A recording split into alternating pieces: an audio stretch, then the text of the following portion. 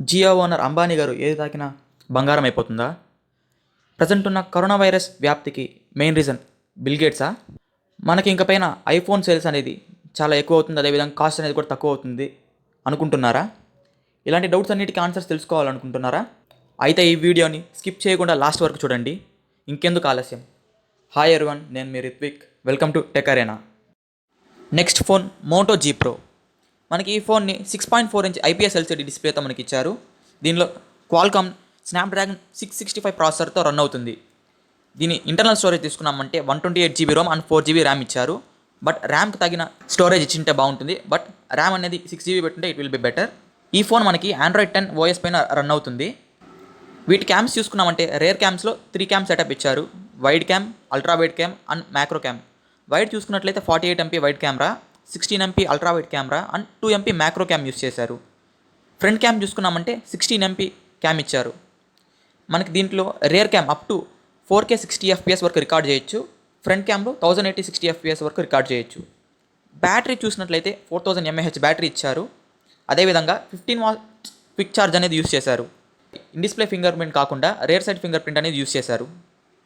అదేవిధంగా దీనికి type C ports నుంచి మనకి ఇయర్ ఫోన్స్ కాకుండా 3.5mm ఆడియో జాక్ అనేది సపరేట్గా ఇచ్చారు. ప్రజెంట్ అయితే ఈ ఫోన్ పైన మనకి ఈ ఇన్ఫర్మేషన్ వచ్చింది. ఈ కాన్ఫిగరేషన్ అండ్ స్పెక్స్తో మనకి ఈ ఫోన్ అప్ టు 27,000 దాకా మనకి కాస్ట్లో రావచ్చు. నెక్స్ట్ ఫోన్ చూసినట్లయితే రియల్మీ 6i. ఈ ఫోన్ మనకి 6.5 inch IPS LCD full HD డిస్ప్లేతో ఇచ్చారు. దీనిలో MediaTek Helio G90T processor use చేశారు. మనకి G90T ప్రాసెసర్ గేమింగ్కి బాగా యూస్ఫుల్గా ఉంటుంది. ఈ ఫోన్లో మనకి 2 టైప్స్ ఆఫ్ వేరియంట్స్ ఇచ్చారు. 4 GB RAM 64 GB ROM and 6 GB RAM 64 GB Rome. దీనికి ఎస్డీ కార్డ్ స్లాట్ కూడా సపరేట్గా ఇచ్చారు. వీటి క్యామ్స్ చూసినట్లయితే rare cam 48 MP wide camera, 8 MP ultra wide camera, 2 MP macro camera and 2 MP mono camera ఇచ్చారు. Selfie cam చూసుకున్నట్లయితే 16 MP camera ఇచ్చారు. Battery చూసినట్లయితే 4300 mAh బ్యాటరీ ఇచ్చారు. దీనికి 30 వాట్స్ ఫ్లాష్ ఛార్జర్ 4.2 అనేది యూస్ చేశారు. దీనికి ఫింగర్ ప్రింట్ అనేది మనకి సైడ్ మౌంటెడ్గా ఉంటుంది.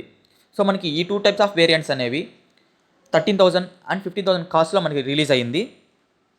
గేమింగ్కి మంచి ఫోన్ అని చెప్పచ్చు. పబ్జీకి, ఫ్రీ ఫైర్కి, కాల్ ఆఫ్ డ్యూటీకి. శాంసంగ్ సంబంధించిన ఫోన్స్లో చూసామంటే మనకి శాంసంగ్ M51 అనే కొత్త ఫోన్ పైన లీక్స్ అనేవి వచ్చాయి. ఈ ఫోన్ మనకి 64 MP rear cam and 12 MP ultra wide క్యామ్తో క్వాడ్కామ్ సెటప్తో వస్తుందని ఇన్ఫర్మేషన్ వచ్చింది. అదేవిధంగా దీంట్లో 7000 mAh బ్యాటరీ అనేది యూస్ చేశారని తెలిసింది.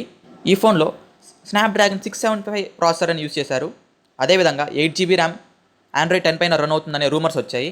బట్ మనకి కన్ఫర్మేషన్ ఏమంటే VAS సర్టిఫికేషన్ అయ్యింది కాబట్టి ఈ ఫోన్ వచ్చేసి మనకి సెప్టెంబర్ లాంచ్ చేయడానికి ఛాన్సెస్ చాలా ఉన్నాయి.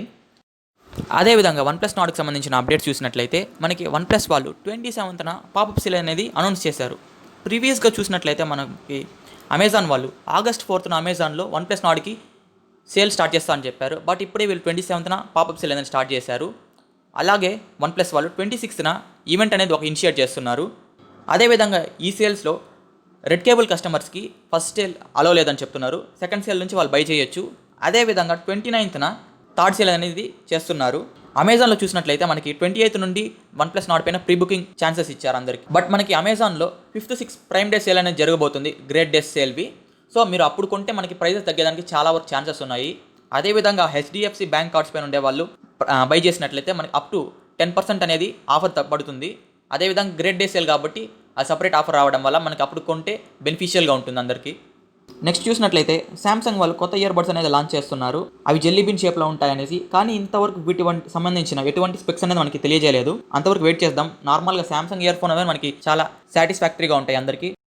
టాపిక్లోకి వస్తే మనకి ఐఫోన్కి సంబంధించిన ఫాక్స్కాన్ కంపెనీ చెన్నైలో ఉండే తన ప్లాంట్లో ఓన్గా iPhone 11 యొక్క సెల్ఫ్ అసెంబ్లింగ్ అని జరిపేట్టు మనకి ఇన్ఫర్మేషన్ వచ్చింది.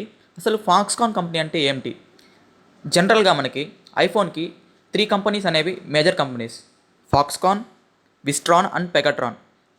ఈ ఫాక్స్కాన్ కంపెనీ అనేది ఓన్లీ ఐఫోన్కి సంబంధించిన ఎలక్ట్రానిక్ యాక్సెసరీస్ అనేవి ప్రిపేర్ చేస్తాయి.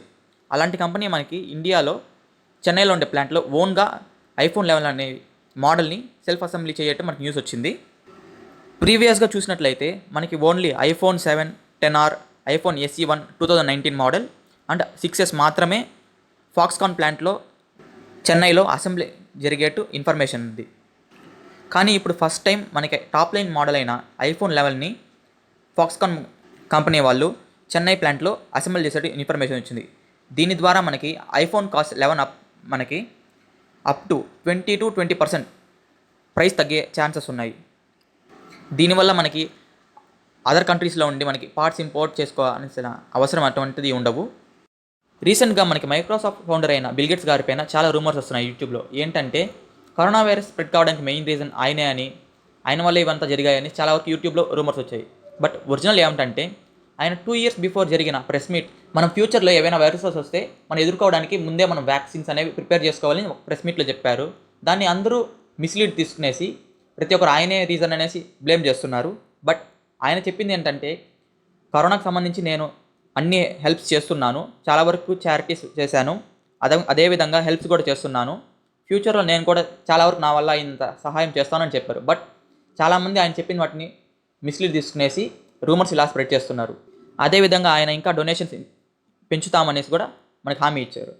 నెక్స్ట్ చూసినట్లయితే ముఖేష్ అంబానీ గారికి సంబంధించిన జియో కంపెనీ గురించి మనం రీసెంట్గా చూసినట్లయితే అంబానీ గారు వరల్డ్స్ 5th రిచెస్ట్ పర్సన్గా ఉన్నారు. ఇంతవరకు మనకి జియో కంపెనీలో ఎఫ్బి అండ్ గూగుల్ కంపెనీ చాలా వరకు ఇన్వెస్ట్ చేశాయి. ఇప్పుడు పోను మనకి అమెజాన్ కూడా జియో కంపెనీలో ఇన్వెస్ట్ చేయడానికి వస్తుంది. ఈ కంపెనీలో 9.9% షేర్స్ వరకు కొనేదానికి ఛాన్సెస్ ఉన్నాయి. ఈ విధంగా కొనడం వల్ల అంబానీ గారు ఇంకా రిచెస్ట్ అవ్వడానికి చాలా ఛాన్స్ ఉన్నాయి. అందుకే అంబానీ గారు ఇంకా దేని టచ్ చేసినా మనకి బంగారం అవుతుందనే టాక్ వచ్చింది. అదేవిధంగా మనం ఇప్పుడు ఇంటర్నెట్ స్పీడ్ చూసామంటే యావరేజ్గా ఇండియాలో జియో మాత్రం 16 MBs యావరేజ్ స్పీడ్తో రన్ అవుతుంది, ఐడియా 8 MBs స్పీడ్తో, అదేవిధంగా వోడాఫోన్ 7.5 MBs స్పీడ్తో, ఎయిర్టెల్ 7.2 MBs స్పీడ్తో రన్ అవుతున్నాయి. అదేవిధంగా అమెజాన్ వాళ్ళు ఇంకా వాళ్ళ కుఫిలియేషన్ సెంటర్స్ని ఇంక్రీజ్ చేయడానికి ప్రయత్నిస్తున్నారు. దాని ద్వారా మనకి ఫాస్ట్గా డెలివరీస్ ప్రాసెస్ అనేది త్వరగా జరుగుతుంది. ఇది ఇవాళ టెక్ న్యూస్.